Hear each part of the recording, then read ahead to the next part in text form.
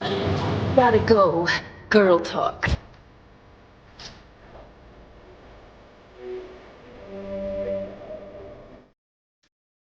Boom! Harden. Arden! Well, hey, everyone. Welcome to Gotham City tonight. I am one of the hosts. I am Ryan Dole. I'm here with Alex Brewer. Alex, Yo. what is happening? Nothing much. Doing good. Just Happy to be here in Gotham City tonight. go. Ryan, how Oh, are you doing? How about yourself? I am doing. I'm doing great in the sense of like I don't know what to buy first in the Oh. world of toys at the moment. I know one gets you get charged when it's done, like when the campaign is done. But I want to get there's a a woman magician in the Kickstarter for Mythic Legions, and she's got like Oh, the hood okay. up and stuff like that. She looks great. This is for the role playing This is game for the role Kickstarter playing that they're game, doing? which already made $500,000 in like an hour, which I is know it's crazy. insane. So congratulations to the folks at Mythic Legions. I don't know if anyone here watches it, but congratulations to anyone who's like part of the cabal that might be watching, because Yeah. I think that is absolutely incredible, and it goes to show you how committed their fan base is and how excited they are. Because even I watched their live stream, or I guess it was earlier this week on Monday, and even I was like just getting itchy for Mythic Legions, and I Yeah, was I like, mean, "Man, I have to catch up. I have to investigate a little bit more. But it's like it's such a fun idea that the idea of getting to combine like a role playing game with action figure collecting and yes." being able to kind of like build your character like using Mythic Legions parts and things. Like I think that could be really fun to like get And together and like and you can get kind of minifigs made. gamify it. Yeah, Yeah, and you get minifigs made of your character, right? So it's it's great. which I'm like, of course, like this is brilliant. It And is the best thing brilliant. about Mythic Legions, or just Four Horsemen in general, Mythic Legions, and I'm blanking on the space one, Cosmic Legions. Cosmic Legions. They are very headcanon friendly. Like Yes. they're like they kind of give you like, here's a bit of the lore of the world, here's a little bit about the character, and then they just kind of shoo you off on your own. Yeah, And yeah, I they're love kind of already doing it. Like I imagine there are probably people who have like made their like D&D characters out of Mythic Legion, what's already oh, available in Mythic Legions. This is just making it official. But I think it's really fun. I kind of want to play and maybe I have one Mythic Legion, one Cosmic Legion, but maybe this is where I jump in I think this and is where I'm jumping in, because I mainly just want the wizard. However, if you get the dwarf, you can get an add-on body so that it's like his torso is long, like he's got longer legs, mm, and you can make him like a barbarian guy. And I was like, God, that's brilliant. I was like, man, this is so good. yeah. So who knows? I might be getting those. Then you also dropped Janine. Yeah. We can get into that a little bit later, but we'll leave. If you guys really want to hear about Janine, usually we do a nice big breakdown on the show. However, I want to give support to Craig and Abby, who are going to be hosting Mondo Talk live tomorrow with you. Yeah, So if on you the want to, Mondo YouTube channel. but we will If talk you're, about it again before it goes off sale, because it is a yeah, timed edition. right. Uh, Yeah, so I'm kind of like, do I have to get that as well? And then it's just like, then Cryptoids dropped in a couple weeks. It's it's a lot of there's stuff. It's a it's a lot of it's stuff. crazy how it's like I've toned down on getting stuff from Hasbro, but then all of a sudden it's like, but now you're just gonna buy more expensive things. So it's kind of a bummer. And I just bought a couple things off of Big Bad Toy Store. They're not here yet, but there will be future Future pickups to pickups, show. Yeah, I'm digging excited. that. Excited to Speaking of show them off. pickups, you do have pickups, but I before we do. do that, we got to say hi to the chat. That rhymed on without me knowing it. So that was really good. Gady's Toys is here. Be sure to check out his channel as well. It's Andrew's channel, because he breaks down all the women of the 80s that didn't get toys, that are now all starting to slowly but surely get toys. Yeah, So it's true. I think that's really exciting. And you know what? I hope he wins tomorrow's uh, giveaway. Because I can't. Oh. Everyone keeps saying, "Are you gonna try and beat Jay? Are you gonna race Jay?" I'm like, first off, no. If I win a third one, it's gonna look very sus. Especially if I Yeah. win the third. And I the mean, last two have also been your sculpts. So it's kind of like it's a little. I think in general, if you've won in the past, you should give other people a which chance. is what I even said in the to, chat. I was like, give it to the second guy, and Hector was very adamant that I get it. So I was Ryan, like, I know, kudos to you for knowing that trivia. And I don't know if I would have been able to resist. If I knew the answer, I would have had to share it with the world. it's not so much that I knew. Well, first off, I was kind of uncertain because I was like, I am certain it's Vera, but I was like, and then I knew people were Googling when they started dropping last names, and I was like, Yeah, right. Googled. That guy Googled. He was really fast on the Google. I get it, which is fine. Which is fine. I want to say, if you have your method, he got one, so it worked. So good on him. But it was what I wasn't going to even try to answer until Jay Gladfelter of Geek Dad Life goaded me into it, being like, "You're so good at X-Men, and you think you should be hosting? You'll get your own trivia." And I was like, "That is it. I am done with you and your garbage." So he had it coming. But yes, sorry. Do you think? Wait, real quick. Go watch that. Do you think? Yeah, Andrew. Maybe it's time to do a video about Vera and Zelda. Will Marvel Legends ever make? Was it Vera Cantor and Zelda Kurtzberg? If they should do that as a 4-pack with just Civi's Iceman, Civi's Beast, and make that a Comic-Con exclusive. That's how you do it. Okay, we're not even getting near through the chat. That's the first name, and we're still on it. Tech is here. Mr. Michael T is here. So cool they included a portrait of Ivy when they went to Louisiana for Swamp Thing. That's my favorite head sculpt too. It's so good. I like that too. Infinity Element is here. I heard Sony is doing an animated Venom movie. Whoa. Well, that's also the first I've heard of this was through here.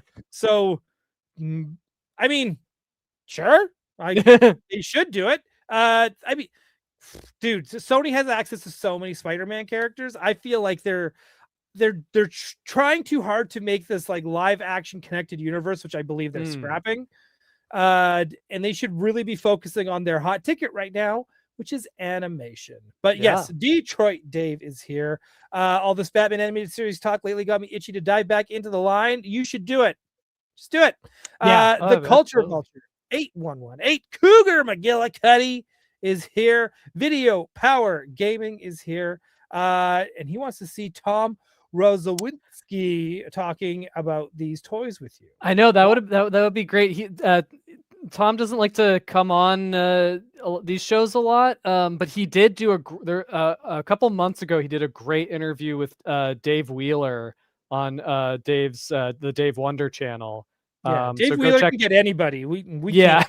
Yeah, there's also a time, Tom's in the UK. There's a bit of a time difference, so it's tricky, but we got to respect that too. But definitely check out the interview that Dave did with him. It's really. And for those who are confused and going, "Who the hell's Tom?" That is Zalul 1984 on Instagram, who sculpted the Harley and Ivy that we're going to be talking about tonight. Can I say I was very ecstatic and slightly starstruck when I met him at San Diego. I was supposed to say Emerald City. That's at San Diego Comic-Con, because it was just kind of one of these things where you've always looked at his art, you've always you followed him for years, and you're always just so enamored with his animated style, Sugar and Spice, and he's made all these characters that you wish they made or got to. I remember looking at Tom's work pre-social media. I want when he had it was his website, it was a long time ago when he was doing his customs, and it was TSR Creations, I think was the name. So it's the same. It was the same of having Toy Otter on the show for the first time, and I was just oh my god, it's Toy Otter, because again he's such a Like, there's just certain people. I've seen you in the internet- forums. Yeah, yeah, right. Like, and it's just like you made me smarter, and you've made me better, and you've showed me what could exist if people were just brave enough to do it. Yeah. Okay, we are not getting through this at all. Put it in your Sweezeway, Squeeze on the Sweezeway, all the way to Saskatoon, Pickatang. It's the professor of Ricketts, the Duke Booty himself, DJ Bionic Funk is here. See, right? Andrew's always got time for Ivy. Chris Fresh collects. G'day, Gotham Knights. Just thought I out after Ray. Janine pulls me back in, and I ordered her. Dude, for real. At ease for Sergeant Cosgrove. He is here. Janine locked down. Oh, man. Mr. Matt Bush is here, the only man in my will. Tony Johnson is here as well. Where's the hard in? Never thought I'd type. It's coming. I think we were a little late. You'll see why in a second. We harded Dr. in. O's collecting. Those Chronicle Mode 2 figures look good. Hope the upcoming Mattel Collectors DC figs will be like them. Maybe we get an updated Primal DC figs as well. Dude, give me all of that. If you know what, we're not going to really be able to talk about the collector's line in a couple weeks, but just give everyone a heads up. In 2 weeks, we're not having an episode next week because I have to wine and dine some clients from Los Angeles. However, the week after that, we are going to have Steve Ozer and Kyle Wadiga on from Mattel to finally talk about these toys from Mattel. So it's going to be a pretty big deal. Pretty big deal. Sebastian Gomez Toys, a blurred alert. Not only that, sculptor of the Goofy movie. Yeah. For Mondo Squads, as well as Denver the Last Dinosaur for the Bolaires Sneak Attack toy line. So be sure to go check them out. Mr. Jack Knight 73. Johnny Cock is here. Say his name and he appears. Hola desde Mexico from Luis Ballesteros. Finally got my hands on the Samus Figma. Oh, that's nice. Good call. Nick Dillinger is here. Ken Plume with the 199 super chat. Eventually, I'm going to trigger that copyright strike. Oh no. I got to get that ready to rock here. I always forget about it. Thank you so much for that. Hang on. Sorry, my chat goes all wacky when I go and do that. Yeah. I'm about to go a little bit Ken Plume tonight, but not full Ken Plume. You never go full Ken Plume unless you are Ken Plume. Right. I think that is the rule. Roman W 405. Dolo's been talking about this free beast on every live stream, just rubbing it in. I have to. I have to. It's one of those, like, you call me out and I will destroy you. That's Ryan's gonna wear it on a chain around his neck, like a medallion, like Logan Paul on that Pokemon card. I'm just gonna is my free beast and getting in the way. I'm gonna have to get one of those. I won this. Those hangover baby cradle things. I'm gonna have to get one of those for Beast and just Turns out I know the most about X-Men of anyone. Yeah, just so you know. Yeah, they give you a free Beast when that happens, just so you know. Nick Dillinger. Dole, you remember when you drew the X-Men, Julie? Yeah, Dole, yeah, it was awesome. Dude, hang on. I gotta I'm gonna quickly turn around here. Okay. So speaking of meeting, I'll throw that up there too and some pickups because I haven't shown them off yet, and I should have. But it comes very close to a story like this. We've got $4.99 super chat from Video Power Gaming. Wanting to hear it? Gotham City. Yeah. That's awesome. All right, and hang on. Who else we got here? We got Permanent Regrets. I really like that name. I'm here for the Janine breakdown. Okay, we'll do a little bit of a Janine breakdown tonight, by hell or high water. But there will be more Janine breakdown tomorrow as well. Yeah. S. Myers is here, which I'm hoping is Seth Meyers. Oh, right? Could be. So maybe it's time for a closer look. Yeah. We'll see. We will see. Eric Elliman is here. I have so much action figures being held in Japan right now, dude. That sounds like you're about to have an awesome haul, nonetheless. It's insane. Alex, totally enjoy your real Ghostbusters work. Oh, thank you. You are amazing. And Shelf Presence is here as well. That is the longest it's ever taken us to get through that. Yeah, but we did it. And yes, Yeah. Eric, it is the R. Kelly song. We have not forgiven R. Kelly, but I can't. Have you ever listened to the lyrics of that song? No. He makes Gotham City sound like a paradise. It's just like, yeah. like, dude, can you? I mean, it can, yeah. Can you not? Can you? Maybe. S. Myers Dole, check out the new Larry Hama, MD Bright, last book before his death. Oh, okay. The Center Holds. Not sure if it's good yet, but it looks great and it's got legends attached. Okay, yeah, we'll check it out. Ken Dole thinks he's Paul doing a 4-hour fun boxing roll call intro, dude. For his he used to go so long doing his call outs because he would not miss anybody, and of course he's got hundreds of people watching, and I'm just like, dude, could you not do it? Oops, all call outs. Oops, all call outs. There you go. And William Rodriguez gets one too, just because I want to give him one. Yeah, that's Eric. At least it's not as bad as the Kid Rock Osmosis Jones song, dude. By the way, where are the Osmosis Jones figures in this day and age? Hey, Sebastian Gomez. This sounds like right up your alley. Yeah, right. I know. Could you get to it? That'd be great. Be perfect. Yeah. Thanks, Alex. You got pickups. I'm gonna let you go first. All right. Well, first of all, bit of a channel update. If you were watching a few weeks ago, you'll remember that one of my pickups was the Masterpiece edition of Rat Trap from Beast Wars, and everybody said, or at least they were thinking it, that I wouldn't be able to transform this thing from rat to robot. But guess what? I did. Oh, and yeah, here's a little bit of an update. Here he is in so it took you 2 weeks mode. Yeah. Yep. Just turn a one thing a day. You got to take it one at a time. You got to pace yourself with these Transformers these days. But yeah, he's so cool. Also, Jay, if you're watching, if you guys do a Toy Geeks on Beast Wars, I'm your guy. Nice. You know where I live. My other pickup, or a drop off, I guess, is the latest issue of Toy Collector magazine. I love that bridge, by the way. If that bridge playset happens, yeah, that's I don't know how you display it unless you have a coffee table with a glass top, but it's so good. Yeah, dude, this would be a awesome coffee table. Absolutely. You put the round, a round glass top over this. You get all your figures inside. That's the way to do it.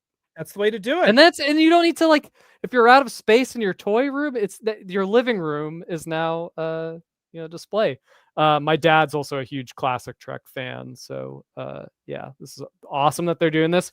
But also in this particular issue, there's a nice little write-up on cryptoids. Oh, what are those? Yeah, cryptoids. The YHS Kickstarter coming soon. Check out Toy Anxiety for info, and check out their Kickstarter and social media. I'm really looking forward. They just unveiled Bigfoot. Looks awesome. Really looking forward to that.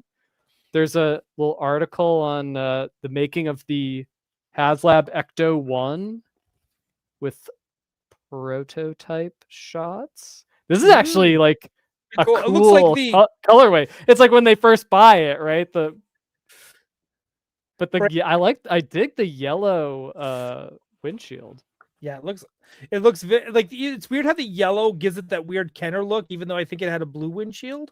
Yeah, Kenner has the blue windshield, and then also just apropos of last week's show, there's actually an article in here on the Legendary Heroes, which was kind of what we were talking about after when Toy Biz lost the Marvel Legends license to Hasbro. I forgot they did their initial pivot was to do these.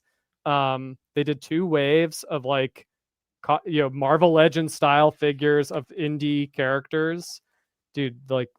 Marv from Sin City. This was the Pit build a figure. Really so cool. Good though. I remember it looking good. I never had and everybody. I need to find that Super Patriot, man. That's what I need to find. Yeah, and these were from a wave that never came out with Judge Death and some other 2000 ADs. They were gonna do a big guy and Rusty. That would have been sick. There's another like Madman variant. Nexus. Yeah, and do you remember Aphrodite 9? Dude, yeah, and I think I might even have the first issue, and I was kind of like, man, I remember it being so hyped, and it was just kind of like, it fizzled out pretty quick. Monkey Man O'Brien. And the Rocketeer, which there's they interviewed Jesse Falcon in this, and he said that that at the time Disney said no to a Rocketeer figure because unless they didn't want to do anything that wouldn't make them like lots and lots and lots of money. That's how Disney is, because they don't need the money, right? They get it from so many other avenues that toys just seems like nah. Right. That's tons of awesome articles in here. Latest issue of Toy Collector Magazine. Definitely check it out. And yeah, but I kind of do. I still stand by. I think the thing that the challenge when it's a line that's just all different types of indie comic book characters, I feel like that's a hard sell because it's like it's too amorphous. I think they companies would be better off just choosing one indie comic and just making the full cast of characters from that. I might be the minority. I'm with you on there, that. but I kind of wish, because I think they had his name was Vanguard. I think he's like the alien looking dude from Savage Dragon with the antenna. Yeah, right. So it's kind of like they should have just did a Savage Dragon wave like right off the bat. Right. And then from there do Cyberforce. And then from there, I think you could probably do some mixing and matching for maybe comics that don't have a lot. So if you want to do Monkey Man O'Brien with Rusty and Robot, you might be able to get away with that a little more. I think part of it is that like it works with Marvel or with DC because they're an interconnected universe. I think you'd have the same challenge if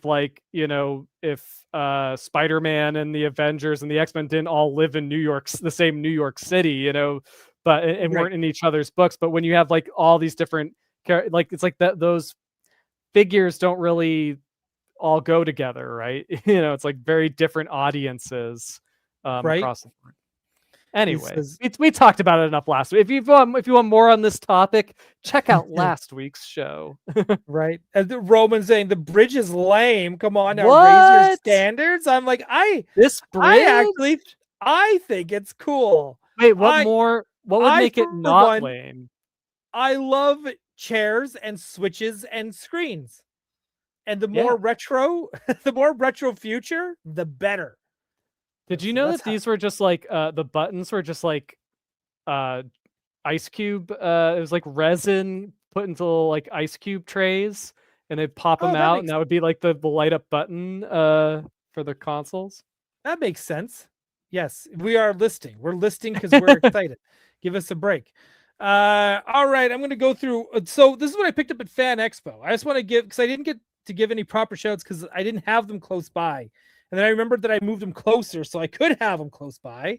But I did get this from Mr. John. Oh, dude, that's awesome. It's so good. Man, good job, Johnny. Listener of the show, cover artist and interior artist Nick Bradshaw was also at the show, and he gifted me this. Oh my God. That's so cool. It is so cool. I was like, yep, that's for me. It's incredible how big Godzilla feels. It's like but you don't lose the sense of depth. Like it's a really great look at the buildings. Yeah. Right? It's so slick. Oh my gosh, now I can't remember her name, and I kept her card nearby. Johnny, if you're listening and not listening to Kevin over on Kevin's channel, because I'm sure Kevin's still going, let me know what her name was that I bought art from. But anyway, Nick Bradshaw, I also got his stickers. Nice. Right. Love I got a whole whack of them. Oh, nice, dude. Right. because I was like, if you're gonna gift me a print, I'm gonna at least buy. So you knew I couldn't leave it. Yeah, you got all very Right. solid Ryan picks. Right. Nice. His Ash, Evil Dead, and this nice big chunky That's Hulk. good. I So like that good. the smoke is kind of cut out around him. Right. It's super cool. And his like business cards too. I grabbed one because I was like, these are so good. Yeah. These are so because they made them like cards. Yeah. And Dr. Doom as well. So cool. Love it. Yeah. And then this is one of Johnny's friends. Oh gosh, well, I remember it's like right on the tip of my tongue. And but I had to pick that up. Yeah. Wow. That's really good. Right. So that's her. And then I also picked up this one from her as well because I had to. Ooh, yeah, that's awesome. I'm getting it. These are for me. Yeah, cool seeing. Yeah, I feel like we haven't, despite the popularity of that movie, I haven't really seen a whole ton of different artist styles cover the Huntrix. Yeah, I got her card, and now I can't remember where I put her card. That was like the most important part of it, because I was like, she didn't put her name clearly on any of these, and I was like, but she was super nice. Johnny Cock, where are you, Johnny? I need you, Johnny. Johnny, if you're in the chat, help me out, Johnny. Okay. Anyways, I'll try to find that out, and then I will put it in there. Mr. Michael T is asking if we can see that Savage Land Rogue cover again. Yes. You can. It is amazing. Yeah. All right. Cool. So it's going to go into this because I was at the con, and then I ended up because we were going to talk about Harley Quinn and stuff today, and we are going to talk about Harley Quinn and Ivy and just kind of like how their relationship is kind of good. A big deal for for the lore. Gotham City. Get two. One's by accident, but you get one. I don't care. And we were just kind of going through all my signed covers. So I was like, oh wait, because all my favorite Harley and Ivy stuff is signed. And so I was like, I got to go through and find get my short box out and go through my comics. So I want to bring out some of the stuff that I've gotten signed that I thought was really cool that you would want to see, Alex. These are the ones I did not show you before we started. This one is from Dan Schoening, and not only is it signed by Dan and writer Eric Burnham, it is also signed by voice actress Tara Strong. What? Oh my god, that's so cool, dude. Right, so Tara Strong's Kylie voice is so great. She's such a it is the precursor to oh my god, Teen Titans. Harley Quinn. Oh, no. Raven. Jeez, I was like, it's true. If you combined her Raven and her Harley Quinn, you get Kylie Griffin. Yeah, right. And agreed. As Myers, we were just talking about it. Yeah, it's the best. How amazing he is. Yeah, I mean, it's in all the stuff he's been doing recently too. It's like on Instagram. Like, it's so much fun to see his like Saturday morning cartoon style posts. You see, he's recently doing like different. I think it was like one was like the A-Team. It was like different like 80s cars as Transformers. And they're like, guy draws a perfect Transformer. Like, it's just I know. I think Dan is limitless. Like, he can do anything in any style and make it work. Yeah. Because he designed the Transformer Ecto, right? Oh, right. So he was just going through it, and he posted today his concepts that he did for Playmates for the Godzilla turtle stuff. And then I love that Playmates was like, hey, do Donatello as Mecha Godzilla. And then he pitched the Jet Jaguar mashup, and then they went with that instead.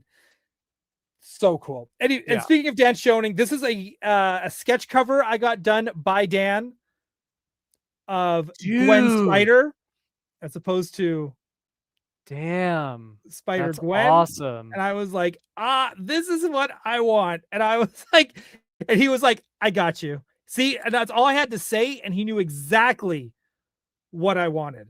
Dude, like, that's incredible. I was like, that's perfect. That's perfect. Now I need him to do this again, but in my Gwen Stacy sketchbook, my Miles replica one. So I need him to do it again.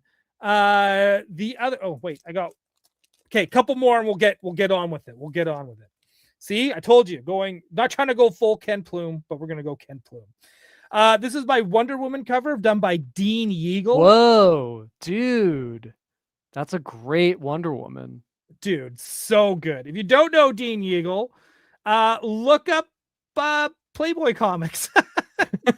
That's his. You can see, but dude, it's so good. It looks like this mix between like really sexy Disney Dawn Bluth. Yeah, it's like the Dawn Bluth Wonder Woman movie we never got. Yeah, dude, it's so good. If everyone, I like the thick eyebrows, like like Wonder Woman with the thick eyebrows, like that makes sense. So there we go. There's a nice good close up of the face, like just that line work and the shading. It's just real nice. So good. Damn, dude, you got a good collection of sketches here. You know how to get a sketch. So Doc Shaner, this is when I first met Doc Shaner, and I was like, I need a sketch cover from you. Please, can I get Lois Lane? For those who don't know, this is your first time watching Gotham City Tonight. I am a huge mark for Lois Lane. She is like probably one of my favorite women in all of comics, or maybe she's definitely in my Mount Rushmore of fictional women. She is the best. And he did this. Oh, nice. So good. And dude, so she's interviewing us. She's interviewing us, and he continued it. He continued the debris. He did not even have to do that. And those are some damn nice smoke effects. Right? Like it's so good. And I've always wanted to get him to I need to find another Superman sketch cover so I can do the other side of this, like the opposite, like like what she sees of Superman getting interviewed. So I need to get that, and then maybe if I had the money, maybe I'll get a third one where it's another section of it where it's Jimmy Olsen beside her. Maybe just get all three. Yeah, and I think it'd be a lot of fun. Okay, all right, enough with my shenanigans. Dude, those were all really great things. I think Dean Yeagle is older, but he still got it. And I think that Marvel and DC should take advantage of this, and he should do some variant covers for them. Yeah, I mean, but specific, like there's something about like Wonder Woman, like it's like you wouldn't think that it would fit, but like that Wonder Woman is great. Like there's something about it that like, hey, if that's his Wonder Woman, let's see his Zatanna, let's see his Power Girl, right? Because I bet you they're all amazing. Permanent regrets. Dole, who's your favorite live action Lois Lane? Oh, interesting. Oh my god. Okay, because Margot Kidder is classic. She's just classic. I gotta try to remember her. How do you possibly? I mean, I know, like I probably like I have a top three. I don't think it's very hard. Very close race. Close race. There is okay.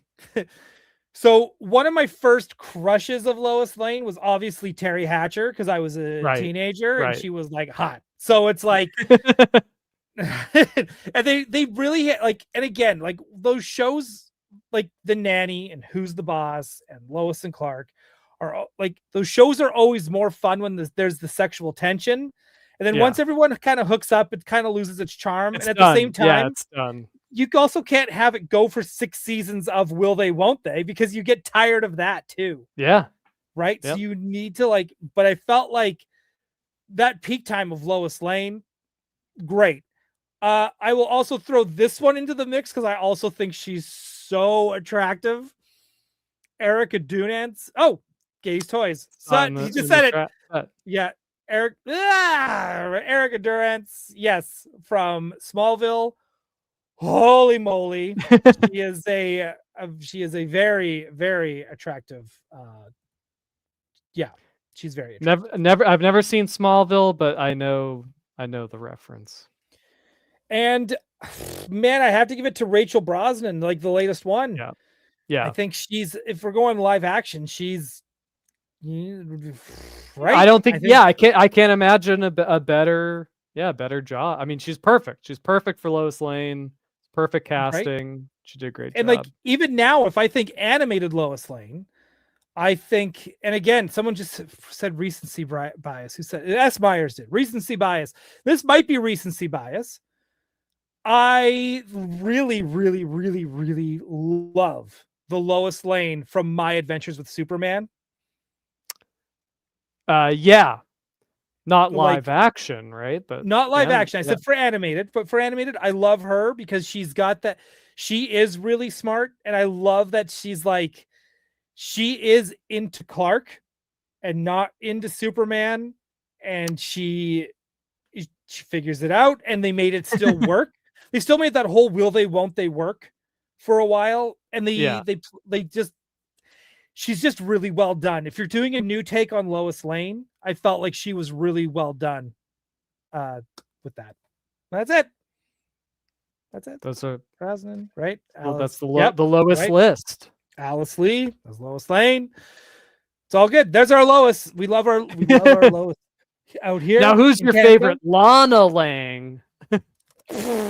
Favorite Lana Lang. My probably Batman the Animated Series is probably my favorite Lana Lang. Yeah, or Superman the Animated Series. Superman the Animated Series. Yeah. She's pretty much like MJ, Mary Jane Watson. She's Mary Jane Watson.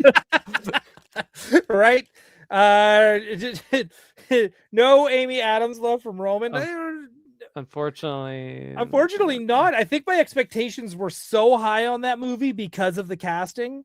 And then when everyone felt out of character, like I said, it's not Amy Adams' fault. I actually don't even think the movie did not help anyone. Right. And it's, you know what? And Kate Bosworth, same deal. The movie did not help anyone. May have been also a little. Everyone may have had a little part to play.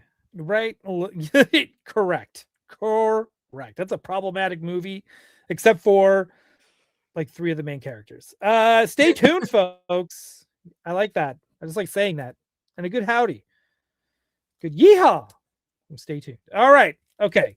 Let's get into this. We're going to talk a little bit about this Harley and Ivy, and we're going to talk about our favorite stuff that we've gotten from Harley and Ivy in the years. So I guess it's coming soon. I got a feeling it's dropping next week, but because we're not doing an episode next week, I wanted to get into it today. Yeah. We've been showing some of these a little early, but these go on sale. It says on our social media, but I believe it's next week. Well, bam! The latest squads, Harley and Ivy squads. This is super cool. Hang on. Good shout out from Andrew on this one. Also, Annette O'Toole was the best Lana, and Ma Kent, because she played Ma Kent on Smallville as well. Right? That's okay. There was also, hey, do you know about the Superman musical that was a TV special? No. What? Save it. We'll do it. We are going to save that for another episode, but we are going to get into it. I'm going to see if was it Superman Turn Off the Dark? No, but it's cheesy.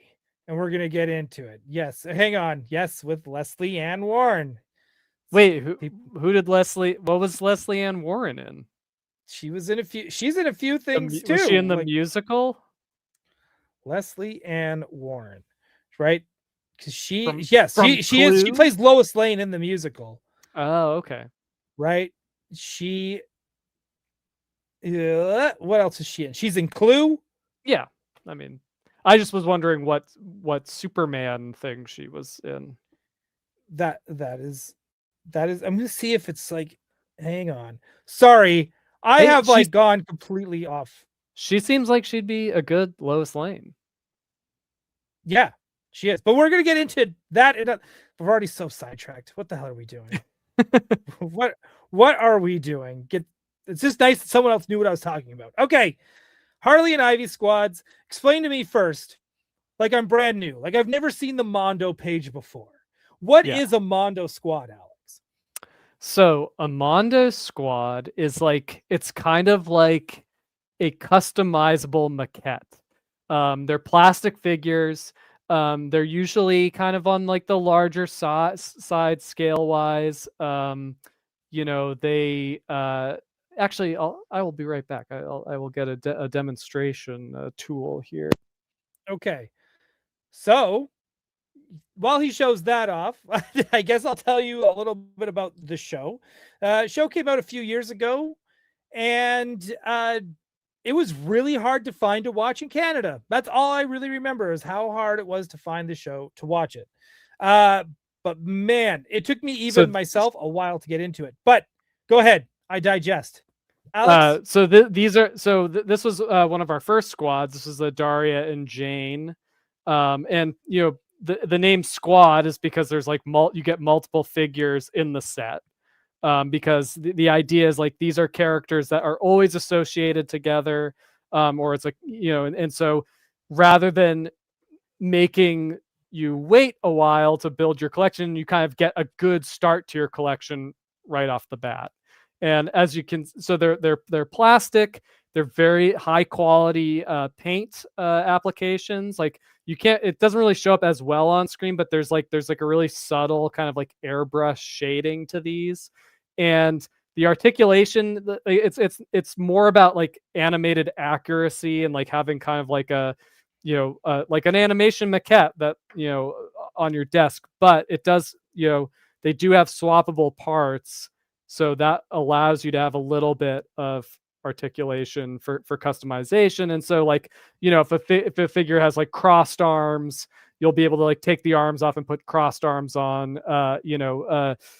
Daria and Jane have arms that they can be holding hands. They have the heads swap with multiple expressions. So it's kind of taking some of the customizable aspects of our 1/6 scale figures and our 1/12 scale line and doing them in this kind of like hybrid statue maquette action figure format.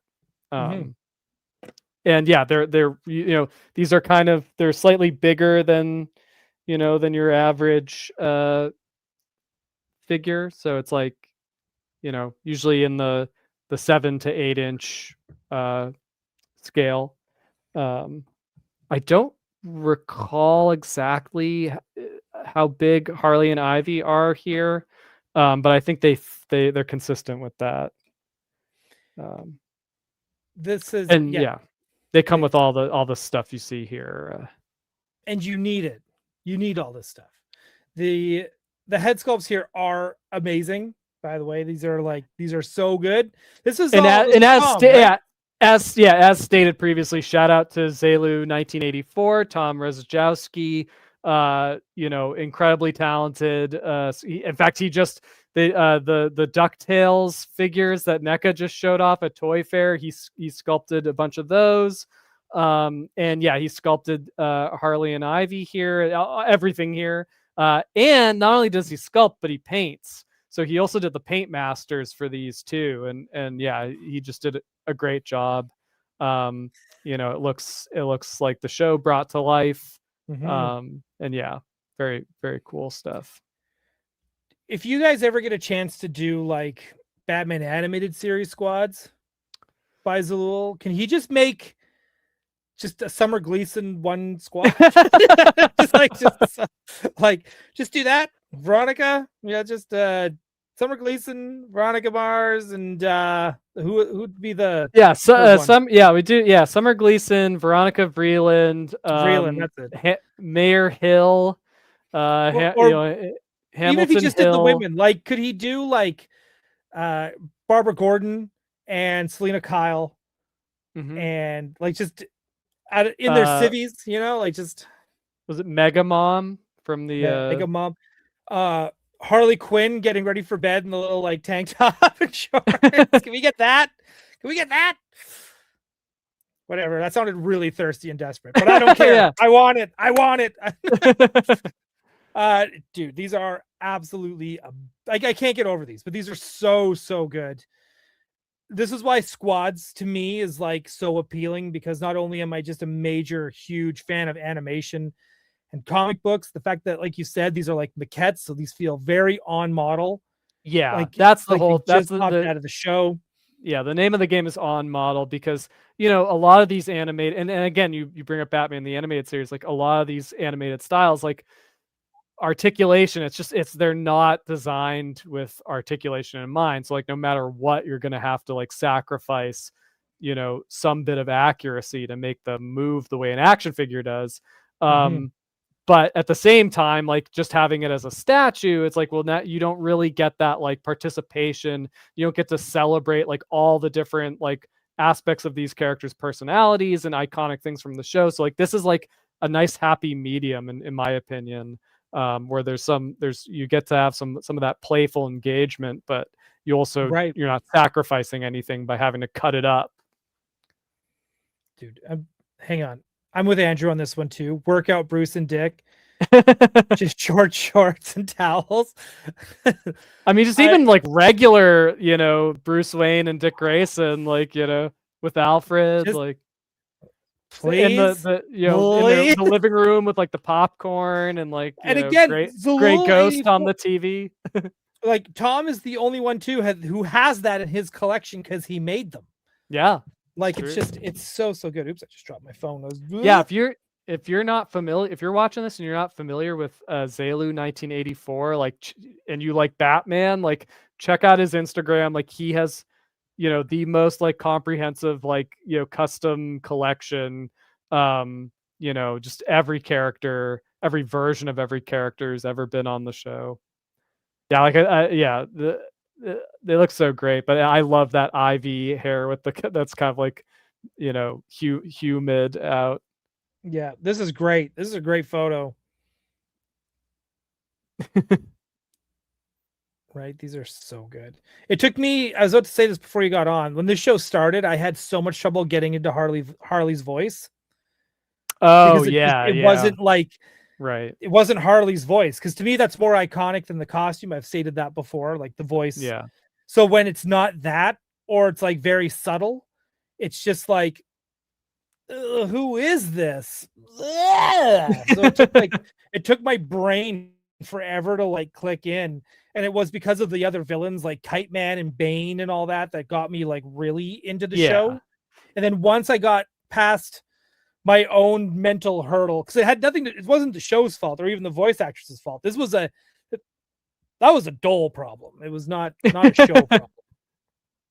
Well, right? and because all the I mean, like, because like, and the characters are all very different. They they come with those are part of the exclusive that bring in the romance of the show. I have to confess, Ryan, I have not seen this show. Like I've seen the first episode, but like this one passed me by. But yeah, like the characterizations that they're quite. It's a whole different take, right? Because it's like, Harley Quinn is like is an anti-hero or just a hero, right? Like she kind of becomes a hero in her own right.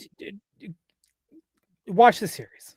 Okay. Watch the series. Get back to me. Okay, we're gonna have a talk, you and I. But like Andrew said, the show is wild. I agree. Yeah, add that to your homework list. I know I have a long. Whoever took the photos of these, like, understood the assignment. Like, how do we thirst trap these figures? It's like, okay, it's not hard. That's true. Pretty much any angle. Dude, these are so good. And Frank the Plant. Like I know some things. I know Frank the Plant. I know he's voiced by JB Smoove. Like, awesome. I'm here for it. All right, we'll let it slide a little bit, but you need to watch the show. It's so good. So yes. So dude, you got to tell. Like, obviously, is it safe to assume that I remember watching Harley and Ivy, like that episode, Batman animated series, when it came out, and you're a kid and you're watching it and you're like, you never would have thought that they would have became such an iconic duo.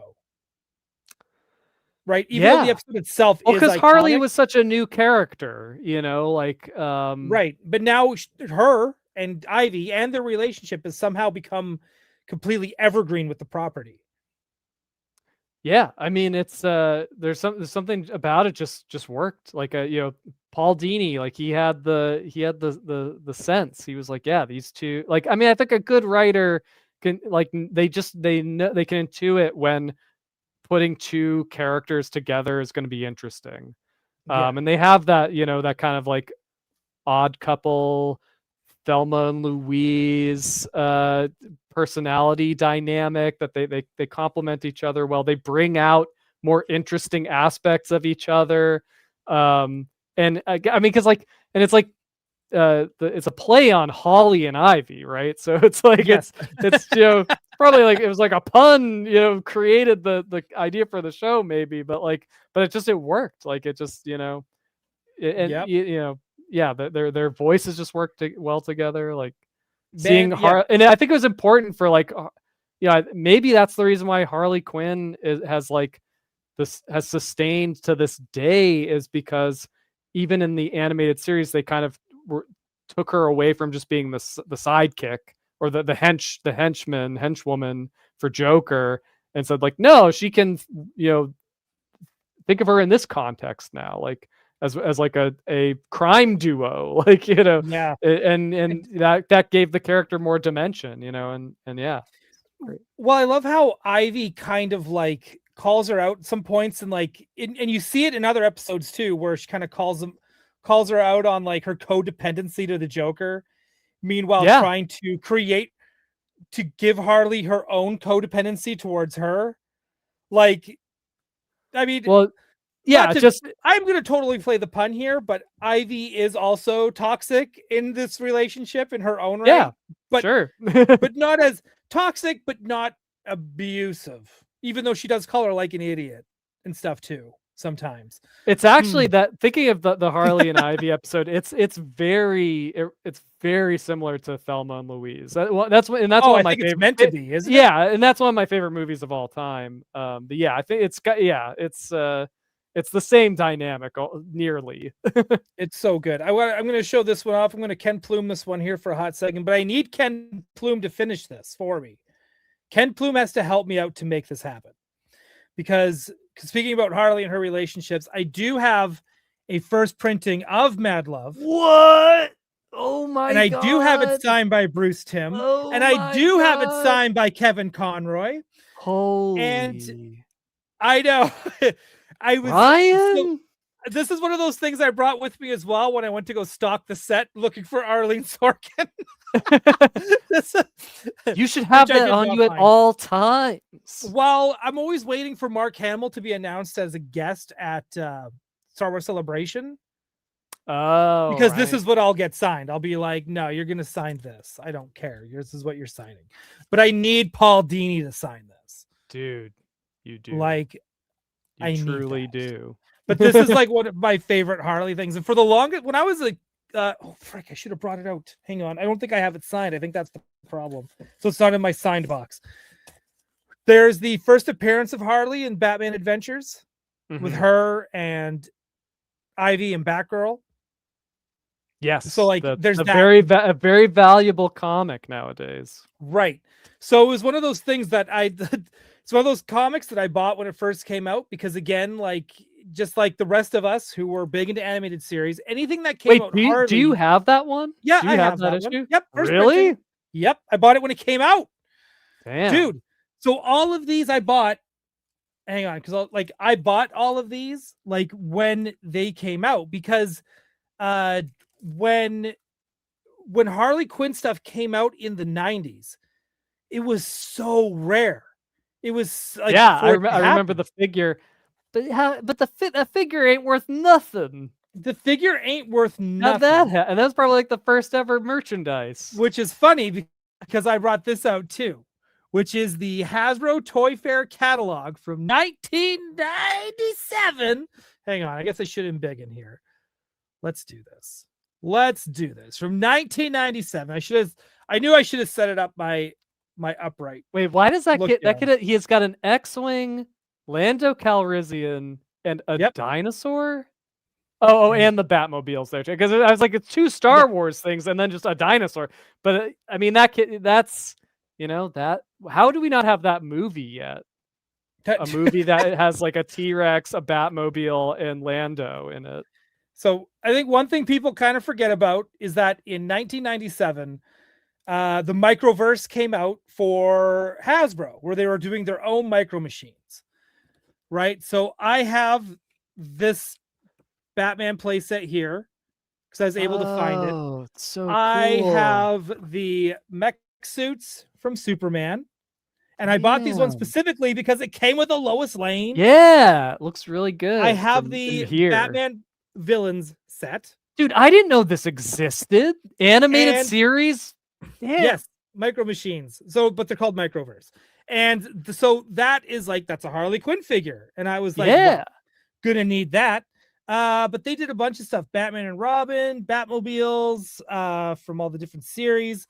Then this is making me like angry. I didn't know about this. This is a Superman comic book set. So it's not one based off the animated series. It is based off the comics, and it comes with a Clark Kent for a quick change. There's the scenes from Batman and Robin. Wait, but is that the movie, or is because those look like comic book versions of like Poison Ivy and seeing things? Oh wait, sorry, this upper one there. So that's from Batman and Robin. Oh, okay. Right, so that's from Batman and Robin. Then they also did the Batcave, a big giant Batcave from Batman and Robin as well. Awesome. And I've been like, and I think in '96 before this they did ones for Batman Forever. So they had the fold open Riddler head, Batman head, and Batmobile, where I was like, I think I need this. But I do have, I have the Bruce Wayne, like the Gotham City one. So I have that. Then, also in the year after that, they did one of Crime Alley. That's a little dark. It's a little dark, but I think is there like a little like lever you could pull, and it would like reveal two chalk outlines on the ground? See, dude, if they did it right, you could flip. You could push the button, the ground would flip from two dead bodies to two chalk lines. It would be little like pearls that like you get that you can turn yeah, dude, I'm all for it. But in here they got Superman animated series. Damn, Steel looks so is good. In here. Figures never look better than when it's like a top-down shot over an entire. Right. Yeah. Batman and Robin. I'm the only one who cares. The very off-model early Batman and Robin figures. Well, they had less than a year to make these movies. I know. It's crazy. Put them out. Apparently, again, like Aaron Archer, like check out his podcast because he worked on this, and apparently they were like recommending like ideas to the movie. Like Kenner was being like, "Hey, what if Mr. Freeze had a thing like this?" And they were like, "Okay, it's in the movie." Like, yeah, maybe I'm misremembering that, but yeah, there she is. But there she is. So there's the So we got two Harleys in that same year. Wait, is that how the timing worked? Like that the Harley Quinn figure came out when Batman and Robin was in theaters? Yep. Really? Dude, that the Legends of the Dark Knight line, of which I am the proud owner of its most rare collectible. The Joker paint variant, of which only I believe 25 exist in the world. You got it. And then I forgot that this was in here too, but here we got a nice little page. Oh yeah, Total Justice. Total Justice. Check out Toy Geeks for more info on that. I did the episode of Toy Geeks for Total Justice. You did it for the accompanying series that came after. the far JLA, less exciting. See, I disagree. I think that Well, set was you got very the one. You exciting. got to talk about the Wonder Woman from that line. But the Wonder Woman, but you guys were talking, we're like, who's this character? Which I was Yeah. like, did you guys not read Grant Morrison's JLA comic? Dude, no, but I know Zoriel. Hey, I knew Zoriel. Yeah. I was holding the fort. I'm watching that, and I was like, I was a little surprised that you or Dan Larson did not like read that comic, because it was such a big deal when it came out, because it was the first time in like 100 years that the original like Big Seven were back together. I was just getting into comics at that time, so like I had no, for all if I had seen that, I would have thought it was like an old book. Like that's how out of it I was. Like I had no clue that those guys were never not the JLA. Like it's like that's totally fair. But I remember it being such a big deal, and like the art was so like that late 90s style of like just crisp, and everyone had tiny waists and tight every muscle you could see costumes, and it was like it was so yeah. good. I didn't really like become aware until the amalgam stuff, the Marvel versus DC. I do remember that, and also I had a graphic novel. I don't know how I had, but it was like involved like the future. It was like, so I guess it was during that Grant Morrison JLA run, but it's like a Batman, Superman, and Wonder Woman from like a million years in the future like show up, and that was weird, very confusing. It was awesome. But no, I'm gonna hang on. Let's see. And then then eventually she did get her own comic. Nice. She got put into continuity, got her own comic. This is also signed. Yeah, Terry Dodson. So this is a fun book, and this was like a hot seller too when it first came out. I don't know if they're worth anything now, but this series was a hot seller. And then I don't know. I'm such a sucker for blind bag comics, Alex. And so for a while there, they did Batman v Superman variants in blind bag. So you didn't know if you were getting the Jim Lee one or whichever. Then they did these the Harley Quinn's Little Black Book. And I do have the Bruce Timm one. I have the one, I think it's Babs Tarr with her and Wonder Woman. And then I did get this one signed, which is the J. Scott Campbell. Oh, wow. Nice cover. Right. So I was like, man, I'm a sucker for these. I cannot resist a blind bag comic. And I know they just did one recently. And for which comic? Someone in the chat will probably remember. And by the time I got to the comic shop, it was like they were already gone. I was like, oh, it was I think it's Justice League that just put them out. And I was like, oh, I'm so excited. And then get to the comic shop and everyone's like, oh, we got like 5 in and we found them all. I'm just like, do you keep your blind bags in the bag? I do. Do you have the Death of Ultimate Spider-Man blind bag in the bag? I do. Like I still have one of those, and I have one of the blind bag Funeral for a Friend Superman ones. So it wasn't I don't have a blind, because you know how they came out with the bag with the armband for the Death of Superman? Yeah. I don't own that. I do not own one. I've never that owned can't be that valuable, right? Because it's like they must have made tons of those. 10 billion of them, right? Yeah. But I still don't own one. I've never been able to find one like sealed, unused, or whatever, right? So I have, but there did one for Funeral for a Friend that came out where it's like Clark in heaven meeting John, his dad. Yeah. Right. Jonathan, and that came in Jonathan like Kent. Jonathan Kent. So it came in a blind bag, and I was like, but I got one of those in a blind bag. They shouldn't have killed Superman.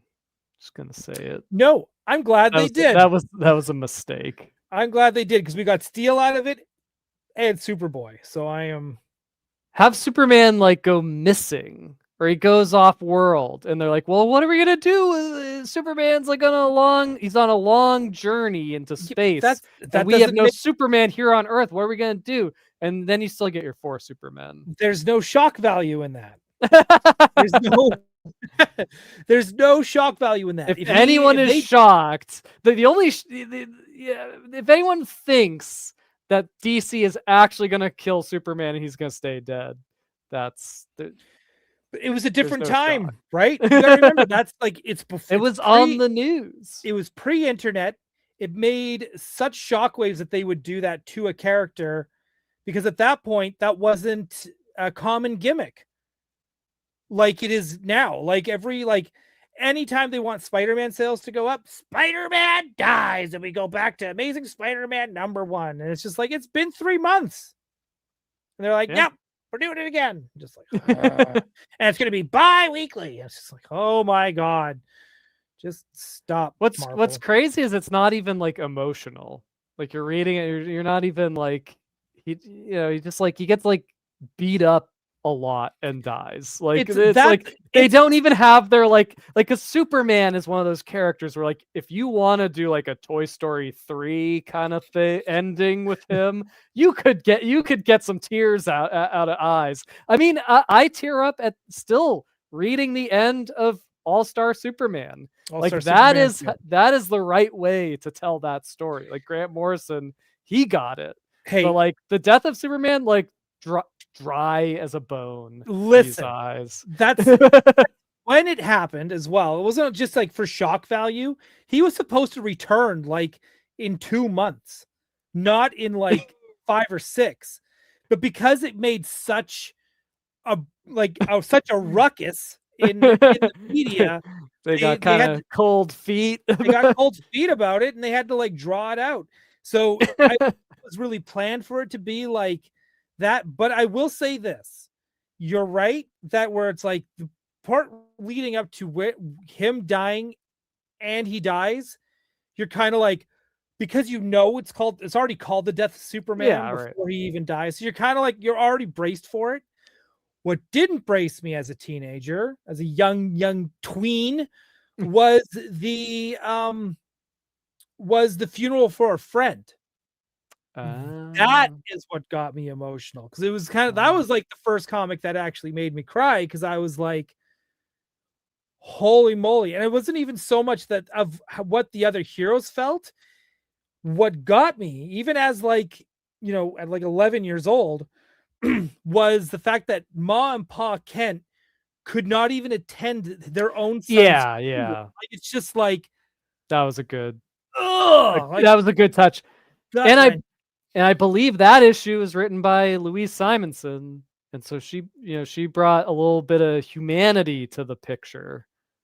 Leave it to an X-Men writer, an X-book writer to know how to do that, right? And man, I will and one of my favorite parts of the whole Superman lore and part of the DC universe is Ma and Pa Kent, because once you nail them and you nail Lois, like then Clark's got anchors. He's got those emotional anchors that he needs to be more human.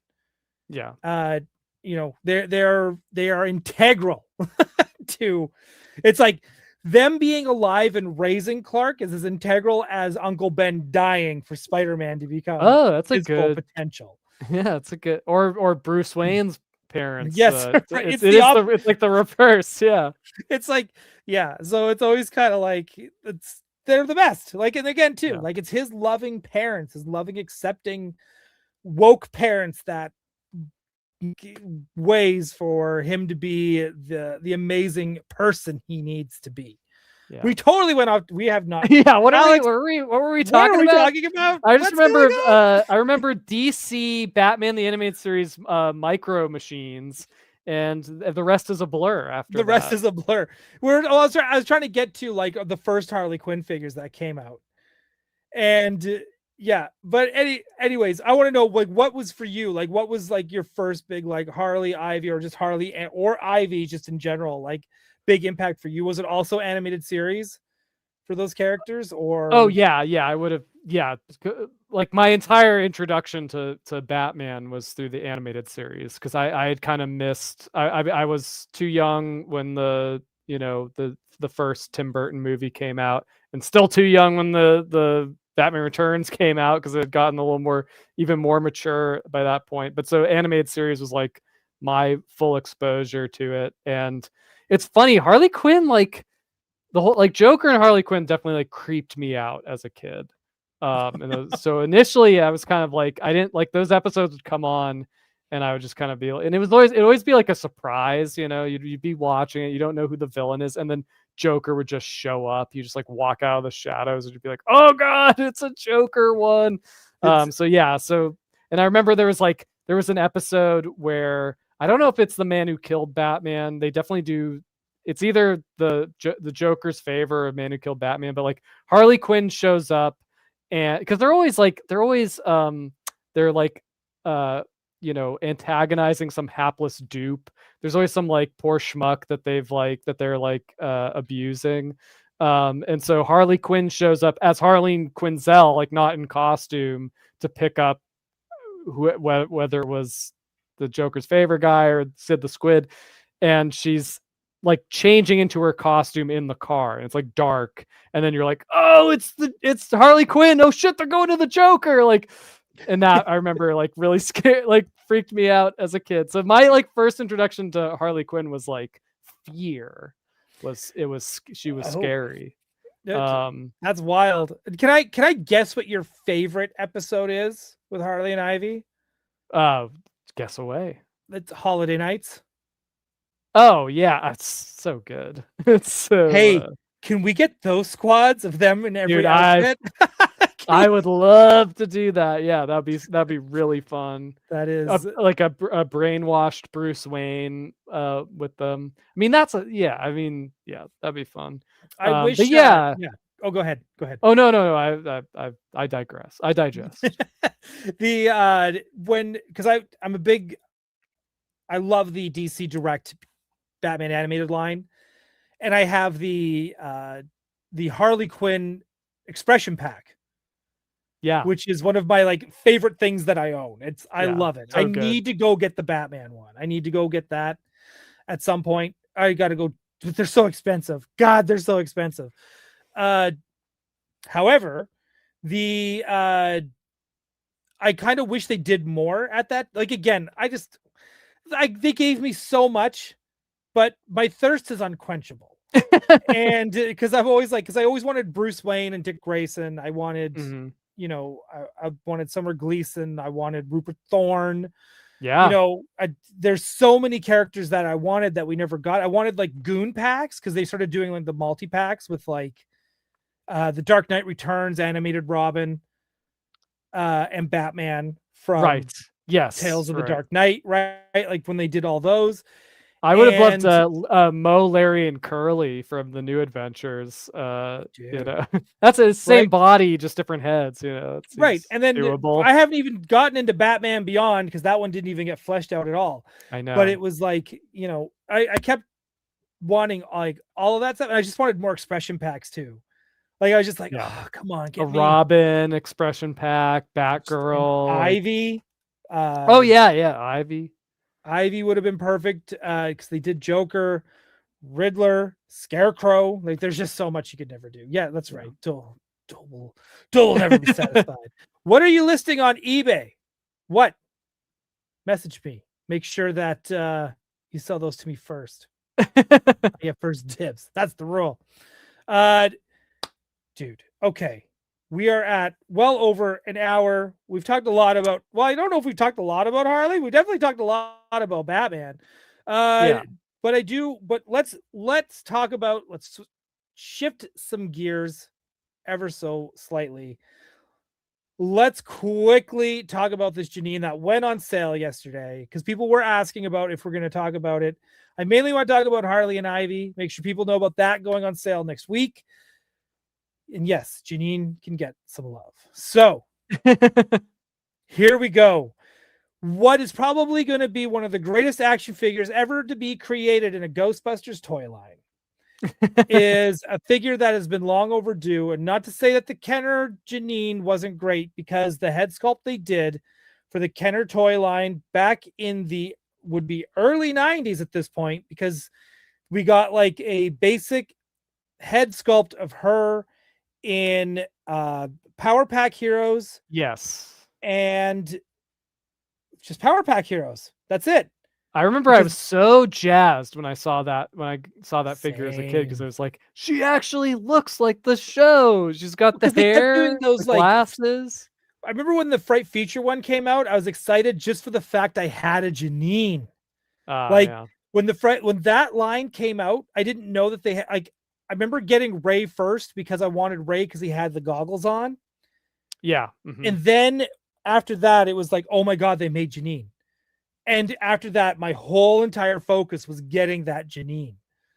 And then after I got Janine, I was like, okay, whatever. It looked horrible, right? She looked like a beetle. It was like something out of the Beetlejuice line, like She looked like black terrible. soulless eyes and the like hair that would flip up, but dude, the we like were at ventriloquist dummy mouth, you know. we got her at found her at the Zellers at Lawson Heights Mall in Saskatoon. And I remember like walking around the store with my mom, and I'm just like holding that figure and just staring and just like couldn't wait to get home because I had Janine. Like it was at a time too when like getting like the women that were in the cartoons was such a rarity, and you always felt incomplete because it was like well, where are they? Right. So, or they were hard to find, like Baroness, Scarlet, like they were all hard to find. Yeah, Joes. what, But yeah, like one per case. I mean, I had a similar experience with my first Janine. It was the Screaming Heroes Janine, where she's got the like the legs that spin and like the big weird phone. let's not talk about that like rubber doll face she had going. Yeah, but as a kid, you don't realize it. But like you don't realize it. But yeah. I was just so and that was like I remember like those were the days where it's like you go into the toy store, it's like you can get one thing, and it's like such a decision. I was like, but my one thing, I was like, this Janine, she's the and it was like I have no regrets. I have a Janine for my Ghostbusters. All is right with the world. And now here we are again with a Janine for the real Ghostbusters, and dude, yeah. This is so exciting. The fact that she comes with a desk is just, it's so surreal that this is like a real thing that all comes together, right? it's and it's not only that, it's not just a desk. You know what I mean? Like how many times have like throughout history of just collecting where it's like, here is a desk and it might have like a sculpted on computer and phone, and maybe that's it. No, or like chair, it's designed to break apart, you know, like right. Like what are the famous action figure desks? It's like J. Jonah Jameson from the Spider-Man movie line. There's a comic book one as well that came out in Toy Biz, part of the transforming line where the desk transformed into a spider slayer. So it had that as well. But here's the other thing too, is none of them come with chairs. They're all meant to stand at the desk. Yeah, right. Yeah, work. you never get I think the only other desk is the like Diamond Select. I think it was like Riddler from the Gotham TV show like had a desk. Spin Master came out with the Batman Batcave playset that came with a workbench, but everything was sculpted on it, and again, no chairs. Right? So it was like, this has got to be like the first swivel chair to come with a action figure. Dude, 100%. This should be a like heads up to NECA that they have to come out with spinning chairs for the McDonald's line that spring back and forth. Shot across the bow, NECA. Get those chairs. That's what it is. Hang on, a quick little super chat here. Hang on. Gotham City. From Robot Reviews, TMNT, $5. Thank you so much. What's up, fellas? Thank you. Do you know if she's getting a different box design or the same kind as the rest? You know, I don't know that. I don't know. The desk is big, but I don't know. Yeah, I don't know what the plan is there. Stay Well, tuned. Stay tuned. Stay tuned. This is what she comes with, which is a hell of a lot of stuff. Yeah, and you'll see it's not attached to the desk, so you can position it how you like. Yeah, dude, absolutely. Yeah, again, the computer screen with the screensaver, perfect. Showing Which that is she's from got which is from the episode Follow That Hearse, by the way. It is a show specific screensaver, but also Jordan Christensen, who designs the packaging for all of our stuff. He saw that and it's based on like an actual screensaver of the era. Like I can't remember what it had, some name. I can't remember what it was called, but yeah, it's all show accurate. These are dude across the board. So you can have her like punching the button. Yep, that's like very specifically from that frame from the intro of her like hitting the button. Yep. Or you can have her painting her nails, right? Like it's a nail file. It does kind of look like a but it's it's a little nail file. But you got the hands for that too. That's in there. Again, these expressions are great. I am hoping. I don't know if you watched Toy Anxiety yesterday. I did. But for anyone who didn't, yesterday we were kind of talking about this. Someone in the chat was like, "I am waiting for the one of her in her flight suit," and I said, "One of the expressions I hope she comes with, just so you can add more to this, is her blowing the bubble gum." Oh yeah, right. That's a or Ryan, chewing gum. Do you have a flight suit color preference? Because there's many. I think okay, so I think you should, because she does the tan suit, right? She wears Peter's. Oh yeah, yep, she wears Peter's. And then she has her pink one. Now, I will say the pink one or the white or the brown, right? Did she not? Well, am I having a Mandela effect? Did she not wear pink in the show at any point in time? Well, it looks pink. It's in the Sandman episode. It's when she like dreams that she's a Ghostbuster and like the dream figment appears. And I've seen some people refer to it as that one as pink or as white, and maybe the way the color of the film has degraded over time, or just the way that it was captured in the first place. But I believe people refer to that one as a white jumpsuit. And then later in like the later seasons, she has like more of like a purplish pink. It's like pink with like a collar kind of deal. Rosé. Yeah. Permanent regrets. Okay. So whichever the more colorful one is, I would like that one. However, I think you should do a convention exclusive, which is one of the other colored ones. Oh yeah. Right? Like just as an excuse to do another one. Like just to say like, hey, we did another Janine. But it's like, and just have her come with something that's more exclusive, another exclusive head, not the bubblegum one that I want, but the other one. But like, I think that's another great thing about Janine, which I find more than the guys, is she is so more expressive. Even when she's being like mundane and unpleased, like you could do things where she's like head down, eyes up, you know. Oh yeah. Like it was really hard to choose the like expressions for this one. Especially because we are limited. She has the most expressions of any of the figures released thus far, having 3 heads that she comes with as opposed to 2. But yeah, these are, we had to do one that was for the Slimer, that sort of surprise, and it's mostly taken from the intro to the show. So like she's got the surprised head, but that can also work as like a scared head. Which obviously makes sense in the world of Ghostbusters. And then she's got the kind of like flirty side eye, making eyes at Egon head as well, which she needs.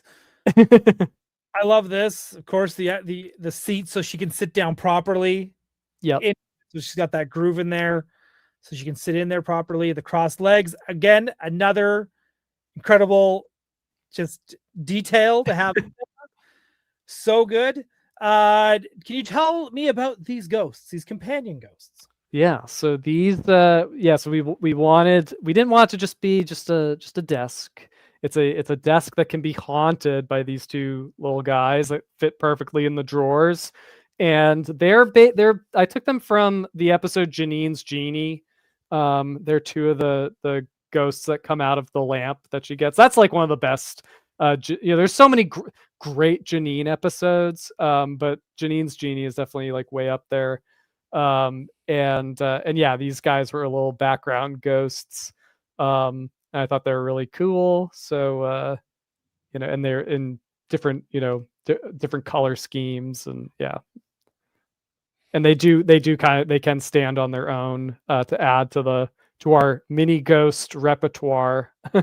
So on the opposite side of this desk, there are drawers that open. Mm-hmm. Yeah, oh yeah, functioning drawers. Look at that. You can put your own stationery in there. That's so good. Yeah, it's true. You can, that was like, I mean, again, it's like to be able to like do this stuff. Like we're in such a special place now with this being like, with properties like this, getting adult collector line treatment where it's like, yeah, if you want the desk to be functioning, if you want the drawers to slide properly, like you can do it. You can have that. You can have a desk, period. Like you can have a chair with two different seat cushion options so that it looks right when the character's sitting on it and it looks normal when the character's not sitting on it. Like, it's awesome to get to like pack this much into a set, like this, into a character that is like criminally underrepresented in Ghostbuster lines traditionally. Absolutely. So, yeah. And you did the good version, so thank you for that. Changing your job. So is that from the show, or is that just some clever Alexness? It's funny. There's I remember it's one of those things where it's like, I watch the episodes constantly for research and stuff, and I knew I saw this book in some episode, but I didn't like write down where or which. So, but I was like, that's so funny. Like that, we have to put that in there. And then my friend Billy Mahoney he was like, oh, that because I must have mentioned it, and that I didn't know what episode, couldn't remember where I saw it. He was like, oh, it's from the Collect Call of Cthulhu. It's like, oh, great. Like, so yeah. So if you want to know exactly what this book is referencing, she's reading it in the Collect Call. There's your Cthulhu. Possible question for tomorrow. So everybody. Oh, I got a good trivia question for tomorrow for sure. It's not that. Awesome. There's the turnaround. Oh, Ryan, I think you froze. This turnaround again, is too much for the internet. Fantastic. I did freeze. I was like, yeah, it might be too much for my internet. There we go. Again, yeah, the drawer's open. This is so good. Dude, this is so good. Right? 6.5 inches. So she's with the... Yeah, she's actually, I mean, she's 6.3 to be precise. She's definitely shorter than the Ghostbusters, properly scaled. So as she should. Just to give everyone a quick reminder, no, I am not going to answer tomorrow. I'm not even going to try. I am not even going to try. It's not fair anymore. Too much. Too much of an aficionado. It's like, and go. Man, if you think my X-Men knowledge is fantastic, just wait till you get to my Janine knowledge, which in case I think already wrong earlier today. I know that with all these things, Mr. Michael T must be holding back, like Superman pretending he doesn't have pretending to be Clark Kent, like yeah, right. So again, I think there are people that know this series like inside and out, where I have very much I have my favorite 5 episodes that I rewatch like all the time. So once if you start getting to trivia and deep cuts, I just unless you're talking about these 5 episodes that I like, I'm not gonna know. Hey, I mean they're all on YouTube in some form. They're just dive in. Catch a random one. I have them digitally. I have them I have them on physical copies as well. Because it is. I love the show. but it's just like at the same time, I always catch myself watching the same 5 episodes. Like I get nostalgic, and I go, well, you know what? I'm just gonna Yeah, it's Yeah. definitely comfort food. And she is taller than Lewis. Lewis is very short. And definitely on the show too. Like if you look at they have a height chart, and Lewis is like a real short guy. So he yeah, was that'll the all be only appropriate. good thing in those later episodes, because some of Yeah. those episodes near the end are just once they change Janine, it's just like Well, yeah, but even as a kid, I was like, I think I'm just gonna go upstairs and play with my toys.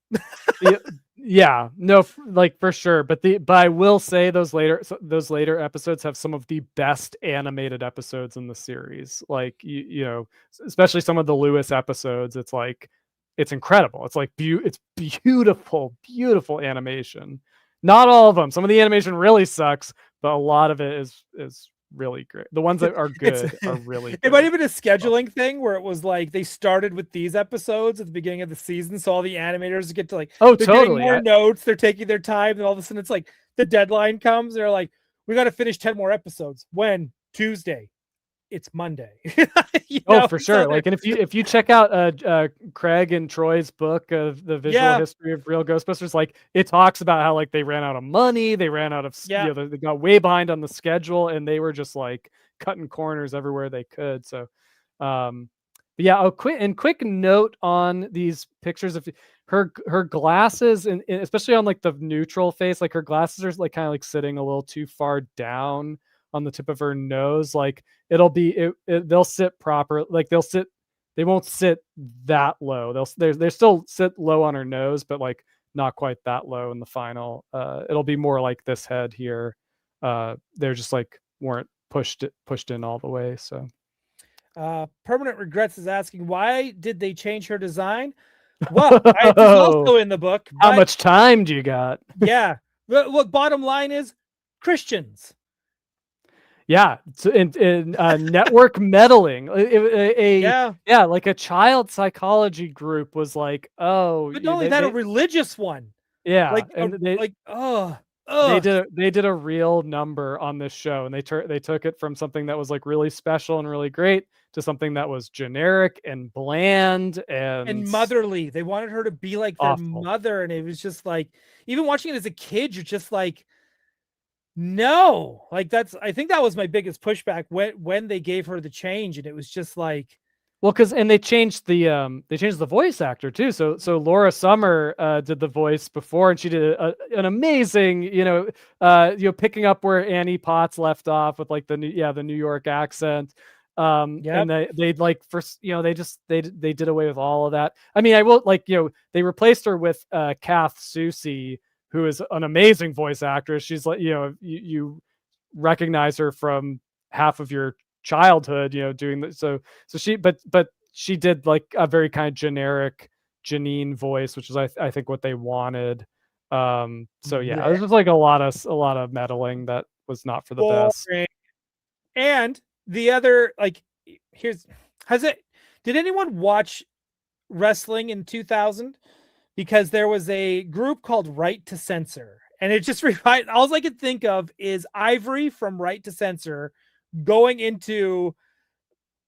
back in time, getting into Ghostbusters and being like, change this. Like, it's just like, And do you remember there's like a whole Animaniacs episode with like a censor like trying to like take out all of the humor in the show? Yeah, dude, it makes me wonder where they find these people and why they hire them. Like, yeah, because it's a grift too. It's like they convince them that they need their like approval sign, and then they just have like a bunch of like completely made up criteria for like, dude, this fake moral high ground that they seem to have given themselves. It just blows. We have gone off track. Yeah, this is your fault. This is your fault. Right? Permanent Regrets is all you. This is your fault.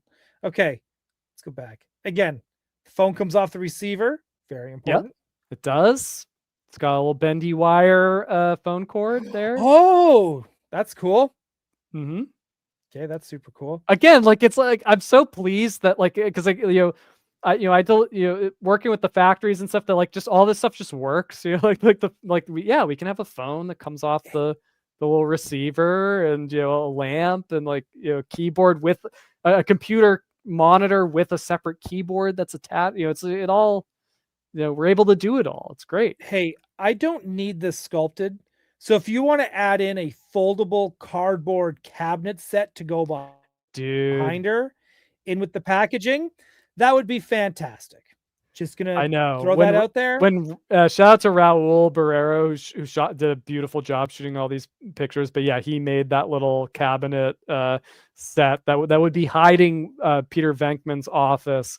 And I mean, just like we'll have to save that one for if we ever do the firehouse. Yeah, or even if you just do another Janine, like even if you did like just with the filing cabinets, more heads.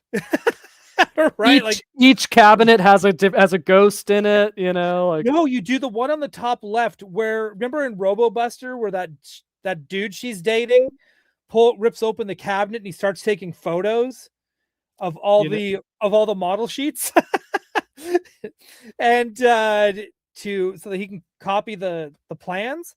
That's what you need to have in there. So it's just like, but anyways, hang on. I'm asking for too much. You should do it as an advent calendar.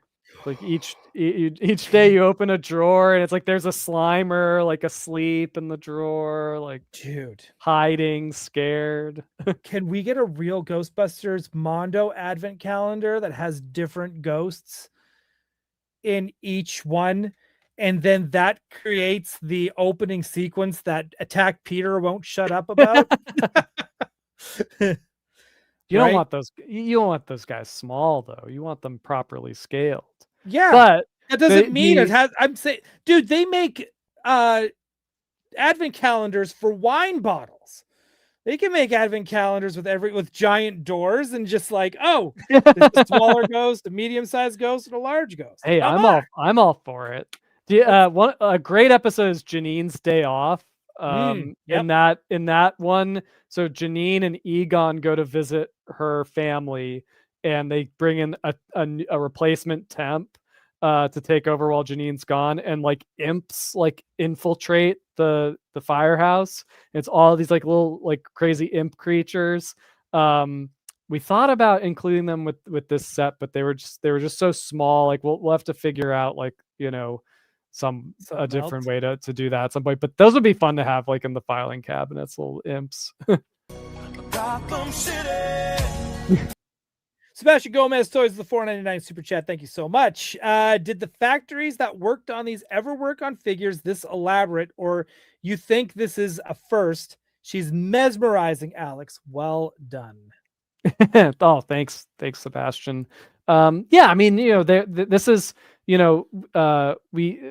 have factories that we work with quite a lot now. The same factory has done all the Ghostbusters stuff so far, which helps to kind of keep it all in-house and there, and keep the style and everything consistent. And I mean they're up for all the challenges that we send to them, and it's a process of figuring this stuff out back and forth, but I'm always really happy with what we get back in the end. So yeah, dude, again, this is why the Ghostbusters need an HR. But what do you do when Janine is probably also HR? There's no HR. Yeah. There's no HR at the firehouse. Slimer's a little problematic. He's a little bit, but here's what I find problematic is Janine's hours at the firehouse, because I don't know if you've ever noticed this. There are times where they are in bed.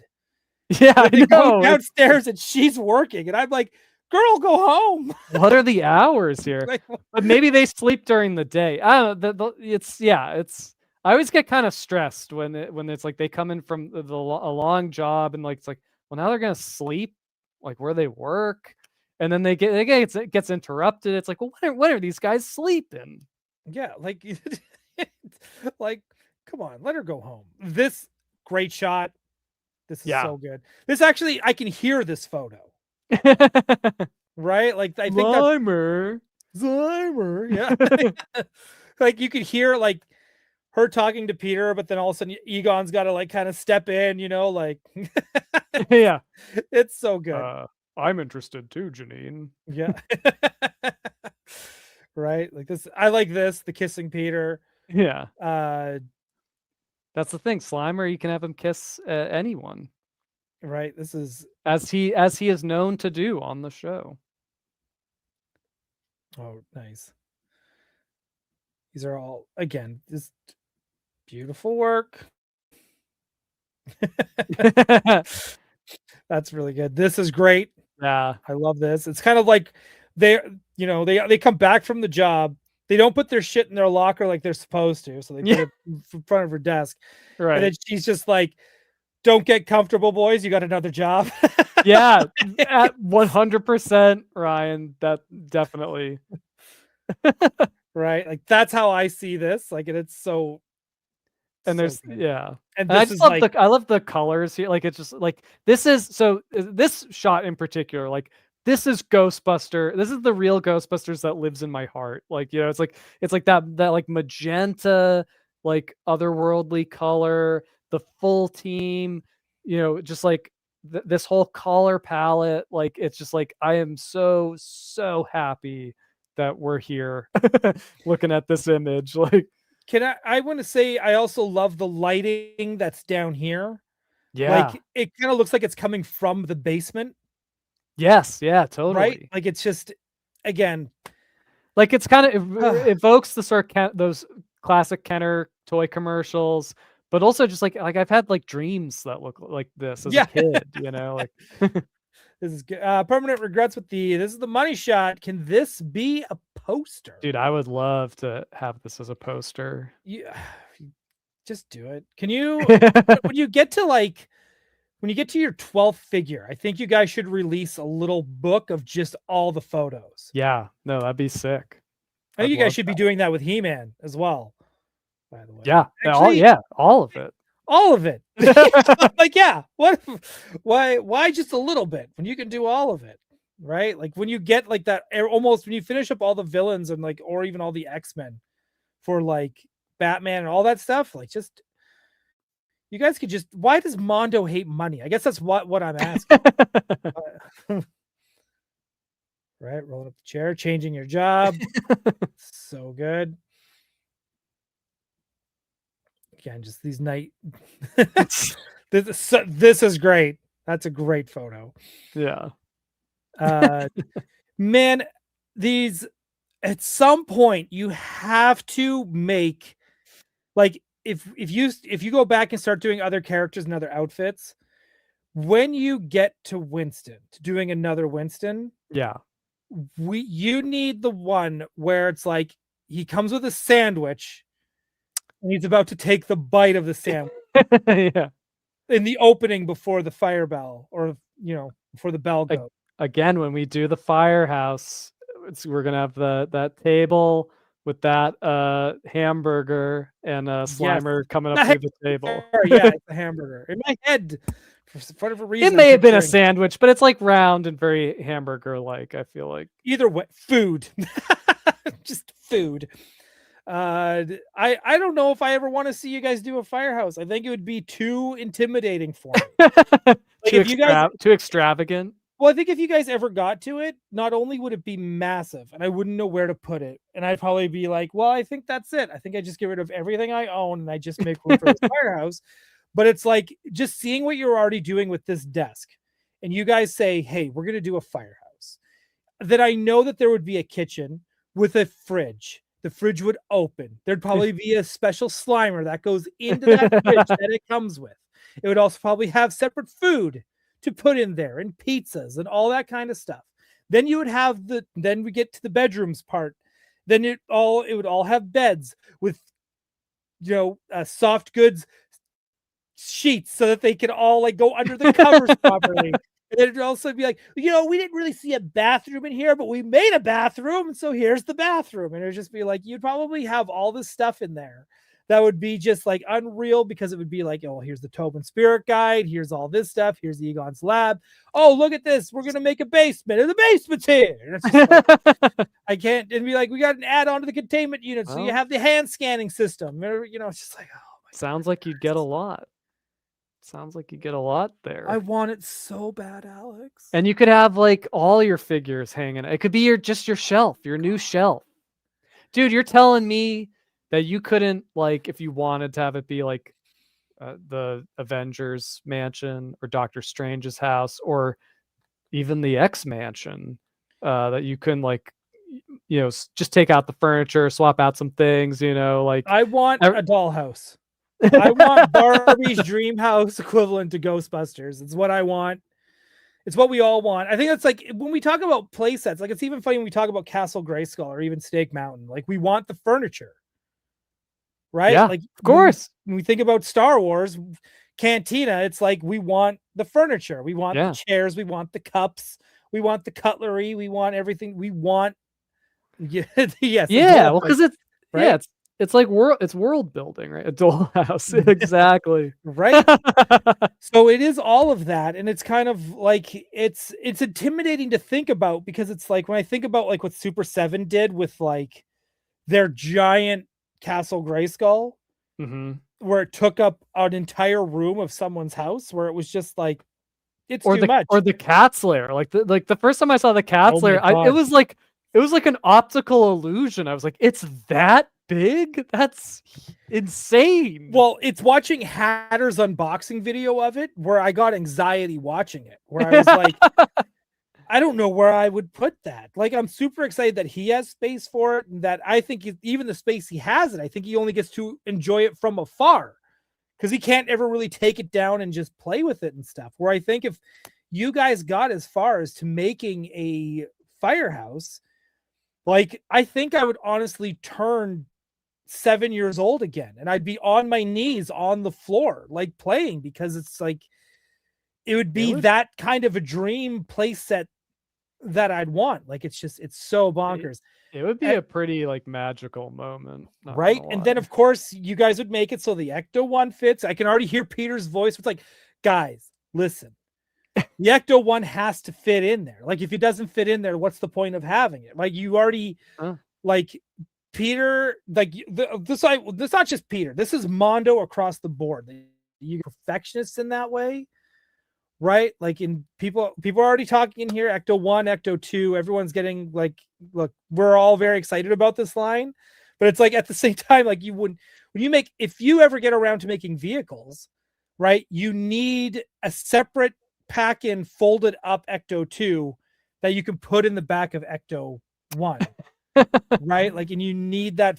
What is it? Someone said Ecto 3. I can't remember what Ecto 3 looks like. Right? Ecto 3 is pretty funny. It's not quite a unicycle. I guess it kind of is. It's a one wheel that has like a sidecar. Right. That like one of the other Ghostbusters or Slimer can get in, and the other one's like kind of on this unicycle. Maybe it's fun. Where I'm going, as I know there was concept art for Toys or the show, which had a motorbike with a sidecar. Also, that is something I'm surprised never got made by Kenner, because it seems like such a no-brainer to do. To do that, but anyways, that's not. Or there was a van. There was like a fire truck. There was so many. I like the go-kart with the fly swatters. Yeah, I have that. But what do you like? So okay, so in the show, did they ever have the motorbike, or am I just no? Fever dreaming? I mean, to my knowledge, the closest they came to was this Ecto 3. Was this Ecto 3? But yeah, I mean, there's the headless motorcycle man who had a motorcycle. Ranger Perry, thank you for being here as well. Dana Barrett Toon concept figure. Are you guys even allowed to dab into that? Is that something you could even talk about? If you're able to dab into that? I can't talk about it, but it would be fun. What's that? Let's carry on. Roman W405. Can you guys do Universal monster figures from Real Ghostbusters Toyline? I don't think you guys can touch Kenner, can you? Like, yeah, we did. Yeah, it's just the animated series that we can talk about, because I've heard Peter say it. On a show. Might have even been toy anxiety. Right? So yeah, so no, we'll see. We'll see. Well, like again, this is But very there's like, exciting. but there are, throughout the cartoon, there's plenty of like, there's werewolves, there's vampires, Where chickens. were chickens. Yeah, the episode uh Welcome to Lupusville, I think it's called. Yep.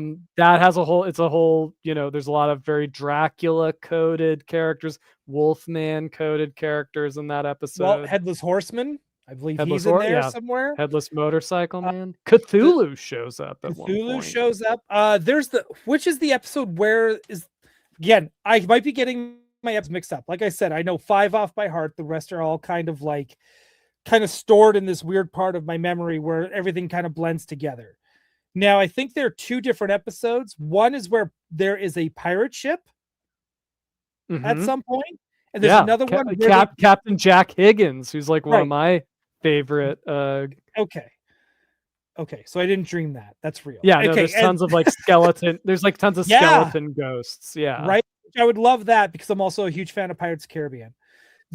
And then there's another one where they bring a castle to New York.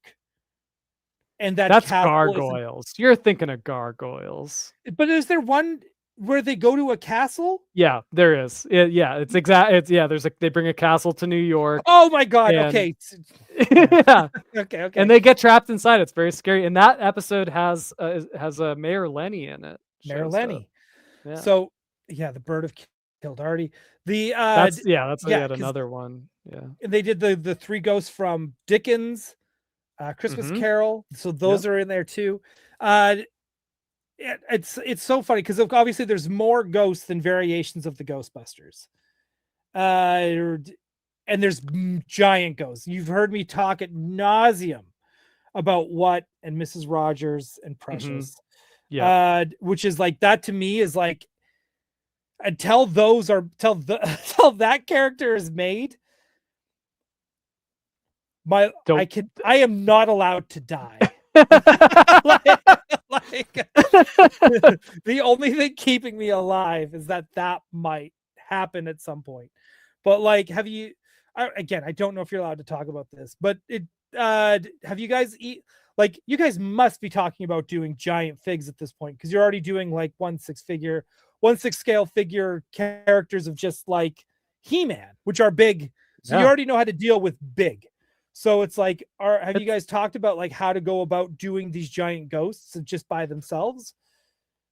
Okay. Maybe. All right. Maybe. But yeah, I mean, like we've done huge soft vinyls. Like, yeah, I mean, some of the ghosts in the cartoon like lend themselves well to like techniques that we've used. But yeah, there's so much fun stuff on the show. I mean, the ghost fight at the OK Corral. You've got the Doc Holliday and his gang as ghostly cowboys, like cowboys. There was the Ninja Turtle spin-off ones, the Simpsons.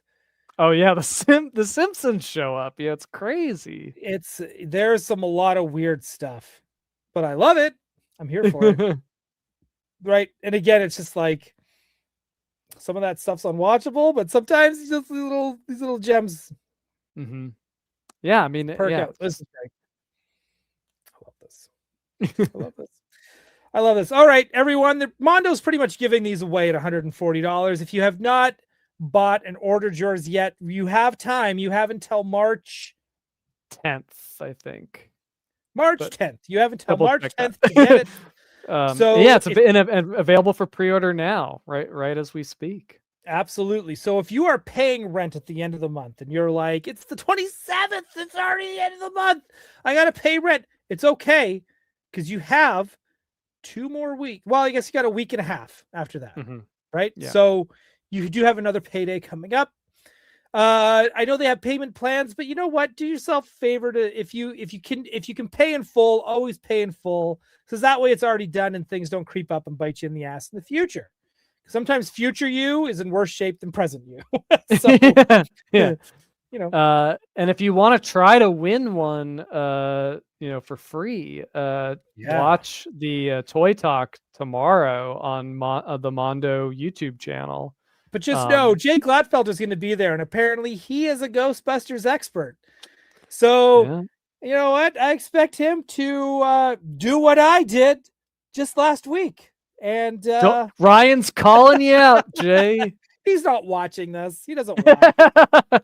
He Not doesn't watch anyone's channel except his own. That's Not those even are on the facts. replay. No. See, I'm pretty good. I'll usually watch people if I can't catch it live, or if I'm just like, I just don't have the energy after work. Then I usually listen to it the next day during work. Right. So Yeah. you know, Same. I like try to support as many channels as I can. Retro Toy Princess is not here, but however, I also love her channel where she just sits there in colors. Yeah. Sometimes it's like just having that on in the background, even if I'm not watching, is just like, nah, this is good. like it's calming. I think I don't know if I could ever sit there and just watch it and just be like, I'm into this. But to have it on in the background on a busy work day is just like, it keeps me at bay. So like, this is good. I like this. All right. Video Power Gaming, I'm holding you to it. If you don't win, I'm gonna block you from the. No, I'm just kidding. No, I am not gonna block you. You are one of our biggest watchers and supporters, and we love you for it. So what is this? Robot reviews. No, don't. I'm not falling for it. I am not falling for it. I'm not doing it. Can't do it. All right, Ken Plume. I mean, as long as you're plugging channels, yes. Also follow Ken Plume's channel. Of course. Yeah. Please. He's got a lot of backlog on his channel, which is all of it is amazing. And because of what he's filming, it is all kind of like, it's all evergreen in its own right. So you can go back and watch something from 2 years ago and it's still pretty relevant. Yeah. Which is great. And Ken he's such a good interviewer. And he gets, like I just watched the his interview with Steve Evans from Hasbro. It's awesome. It's great. Like I highly recommend watching that. I think he hates toy anxiety, Steve Evans. I think he hates us. They kept him up too late. I think we kept him up too late. I think he didn't. I don't think he liked sad comments. I don't think he liked us. Oh well, I don't know what to do. Well, that's yeah. I don't think he likes us. But yeah, he's probably gonna say no, but I know the truth. I can sense people. All right, that is it. Everyone, the links for Mondo are all down below. So again, click on it. It'll take you straight to mondoshop.com. So not only can you see Alex's work, you'll see everybody's work, from Attack Peters to Hector's to Zul 1984 to Tommy Hodges, Brandon Gash. Oh my gosh. Dude, you guys are the freaking NBA All-Star team of toys. It blows my mind.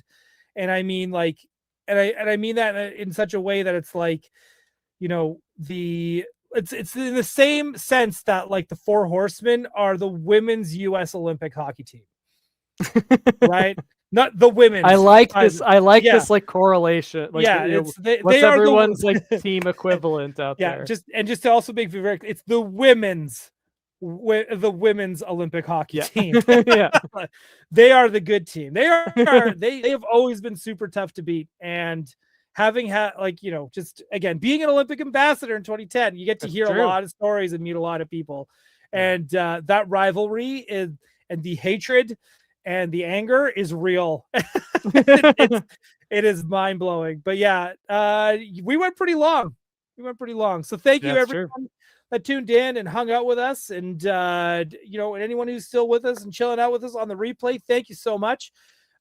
We will not see you next week, but we will see you the week after when we are here with Steve Ozer and Kyle Wadiga from Mattel, and we are going to talk about that kids line Batman figures. Maybe I'll just make sure I'll go through them with any preempted questions. I don't want to like kind of catch anybody off guard with any questions. Bringing back Micro Machines when? That is the question I'm asking. I don't, but I also want to make sure that everyone in the chat too next week, please be respectful and know they probably cannot talk about the collector's line, but also Kyle's going to be here. So make sure you list every character you want him to make. Just make sure you do. It'll be a lot of fun. All right, everyone, have a good night. We will see you next week. And Alice's comic is also listed down below in the stream as well in the thing there, All Haven Academy. Make sure you click on that as well because that's starting up with season 2. So everyone, please go check that out. That's why she's not here. Yeah. Right? She's been Too so busy. crazy busy. So yes, we will all see you in 2